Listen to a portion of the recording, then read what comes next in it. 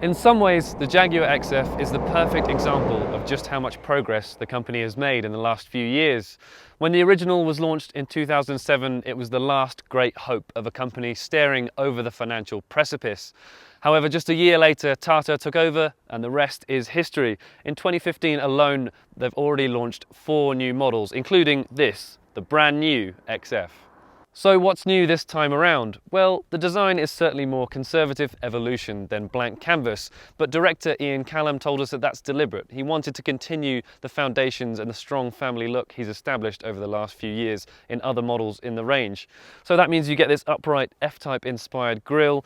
It's a little conservative, but there are certainly some lovely details once you get up close, especially these full LED headlights, which are optional, and this beautiful feature line that runs from here at the grille at the front all the way down the car to the tail lights at the back.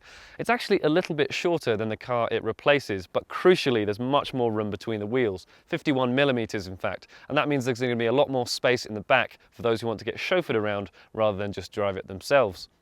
That tweak to the packaging has definitely had an impact once you're sat here in the back. As you can see, there's absolutely acres of legroom, and that's really important in places like China and the US. It's also much more headroom than you used to get in the old car as well, and it all feels very luxurious. There are 4 trims to choose from: Prestige, R-Sport, Portfolio and S, which is the top of the range, but all of those cars come with alloy wheels, reversing sensors and leather seats too, so it comes very nicely equipped. Underneath the skin, the new XF shares a lot of its architecture, mostly aluminium, with the new XE. That means it's a lot lighter than the car it replaces, in some cases by nearly 200 kilograms, and that has a very beneficial effect on everything from handling balance to CO2 and efficiency, which is all important on company cars like this. It means that the lightest 2-litre 163 PS diesel emits just 104 grams per kilometre, which is the best for any diesel car in this class, and it will return around 70 mpg on the official cycle, which is seriously impressive stuff. Now, it doesn't necessarily feel that light on its toes on the road. However, it also shares the same double wishbones and integral link rear suspension as the XE2, and what you can feel is a really nice handling balance. This is a very good chassis, and the steering gives you loads of confidence. The front end's got an awful lot of grip, and we've been a little bit spoiled driving on some wonderful roads here in the northern Navarre region of Spain, and I have to say it's really impressive the way this car handles.